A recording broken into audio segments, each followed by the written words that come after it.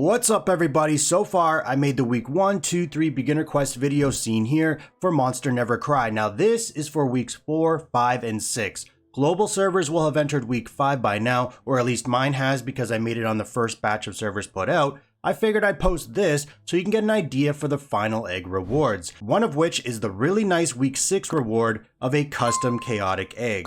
Let's get it.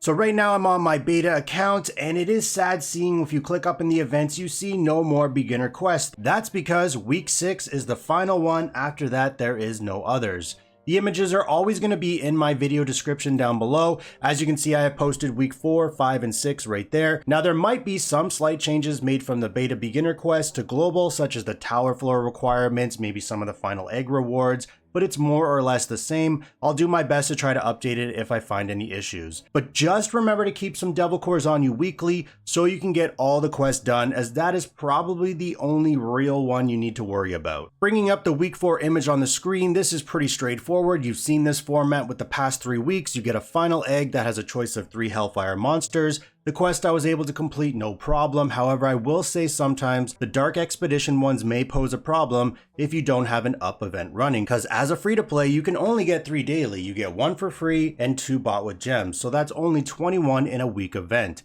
Now these quests you can see right here, it shouldn't be an issue since it runs to only 20 for that final quest, but just so you know, you would need to be buying up those fast reward chances with gems each day. Frenetic Inspiration also can be a pain because when you're stuck waiting for account XP to gain that level so you can continue on in the campaign, it's very hard to build this up to 100 in order to be able to use this. I didn't seem to have an issue with it, so most likely there was an up event running for additional Dark Expedition attempts to level this up faster. If there isn't one, if free to play, it's going to be a nightmare depending how far your progression is. Defeat warriors and completing events, very simple to do, as you should definitely be taking advantage of your city gate attacks. Once you level up your gold rooms to a high enough level, it starts getting super costly. I just pick and choose rooms based off the monsters and their star levels I have assigned to, but I do try to keep gold on me so I can still do city gate attacks daily because of how valuable the rewards you can get are. Greedy Cave, you'll be able to get your 8 free a day, so you're going to get 2 from Wish Lake, 2 from Lost Hollow, 2 from Twisted Space, and 2 from Boulder Field. So that's already 56 for the week event. Shouldn't be an issue for this. Sometimes you might have to buy additional for gems, but you probably are already doing this. If not, you should be at least 4 specific ones like Mana, Mithril, Eggs/Talent Pearls, etc. Star Soul Summons or Devil Cores, just to be sure to keep 10 on you. I've been trying to make sure I have 10 each week until these beginner quests end, which, like I said, is going to be in your week 6. If you still got some progression to do in the memory casket, I'm currently stuck on both my accounts, but that's fine. I mean, it's a challenge to get stronger and seems to be coded nicely with balance based off your power, but if you can, then this will be a good source of devil cores. Otherwise, you can get some from exchange events, arena chest, treasure hunt, city gate, or wait for them to show up at a discount in the shop. There's multiple ways you can get these devil cores. Arena and Gem Gacha are the easiest to do, and it's nice that you don't need to wait till this day opens for everything to register. As for the final egg, you can see right here you have 3 choices. You have Undyne, Coronis, and Nephitha. If you've been focusing Coronis, since she is very free to play friendly due to the fact you get her week 1, she's in the treasure hunt summon as a potential reward, or she's a choice in the sacrifice shop for 4,000 currency, this may be the copy you need to say get to 10 stars. Undyne, if you made a first purchase, you got that copy, so depending on how your luck went after that, another solid option, but less available than, say, Coronis. I built mine up to 10 stars on my global account. I really like her DPS output, and also she's available in the sacrifice shop for 4,000. As for Nephitha, another solid option. However, she is more support DPS, so don't think that she's going to be carrying you. I use her more as a damage boost to your team, save for bosses. And now we're going to move into week 5. The format gets switched up here, which is honestly really nice because doing the same thing over and over, although I'm not complaining, these are free rewards,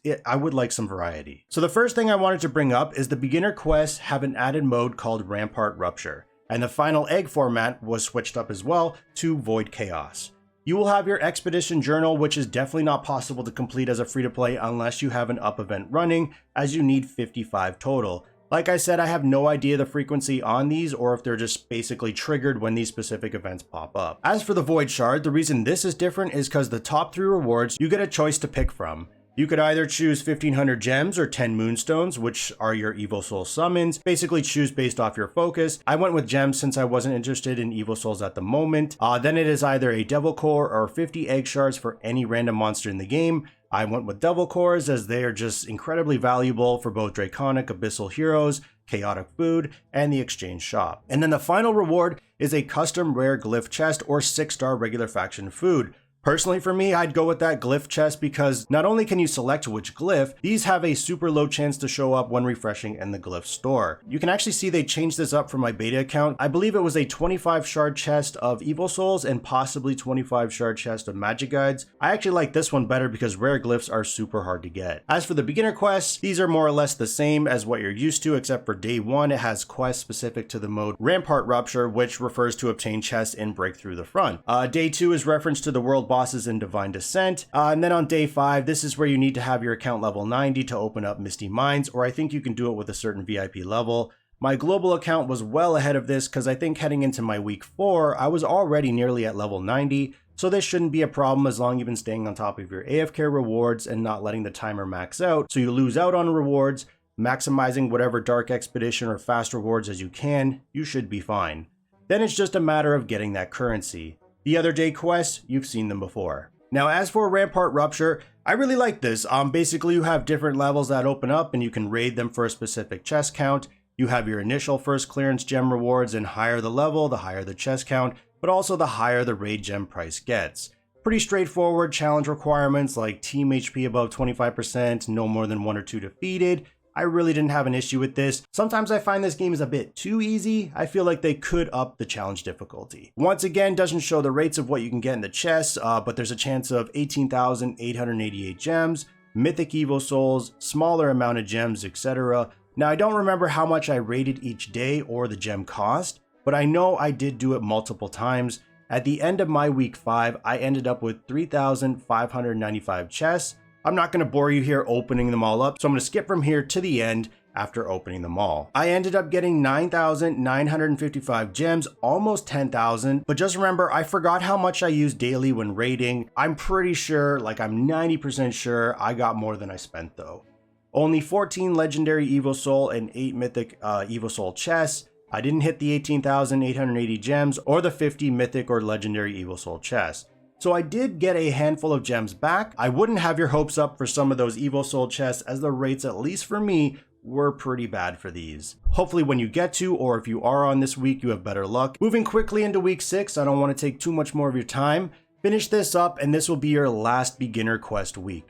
I wanted to show you for the Void Chaos, you get a final reward of a custom chaotic Evo egg. Any Draconic or Abyssal you want so you can plan ahead, not the limited time heroes like Vespa, but all the other ones. So with knowing you're going to get one copy, this can maybe save you some shop currency for another. There is also this Alchemistic Master quest where you need to perform a certain number of hours crafting, so don't use all of yours up. If you go to the craft workshop, you'll see this lightning icon. You can click it, and if you have the speed up available, you can use it. I believe this is something that generates over time, as you can see this timer right here. I really don't see any information button anywhere. Comment down below if you know exactly how this accumulates, but yeah, just make sure to save some for your week 6 to capitalize on these quests because they do give you additional currency to help put you towards getting that final egg. I did take a screenshot for reference of my speed up available and I didn't change anything, like the monster is still the same stars, etc. This was on April 12th at 9 AM and I had 39 minutes available. Now it's April 16th at 9:46 AM and I have 13 hours, 39 minutes speed up available. So in 4 days, I only gained 13 hours. It's a very, very slow process. All of the day quests are going to be the same as your week 5, so I'm not going to bother going over those. Once again, finishing the Rampart Rupture, I had 2,796 chests, which is 799 less than my week 5. Simply because I didn't want to spend as many gems because you had the limited time Vespa banner. I was also buying other things like for the Easter event. So I just didn't spend as many gems for the raid attempts. Instead of Evil Soul chests, it is now Magic Guide chests. I ended up getting 4,399 gems, which is an insane difference from my week 5, and not in a positive way. Yes, I did open 799 less, But compared to almost 10,000 gems in week 5, my goodness, that's gross. Then I got 8 legendary magic guide chests and 6 mythic magic guide chests. I didn't hit those top rewards like last week, but the gem difference was the biggest thing. Like, damn, it was huge. As for the legendary and mythic chests, they were more or less the same. Hopefully this is going to help you prep a little bit, know what's needed and what you're going to get. The images are in the video description, and hopefully you have much better luck than I did in my week 6 with those Rampart Rupture chests. As always, thanks for watching, and stay tuned for the next one.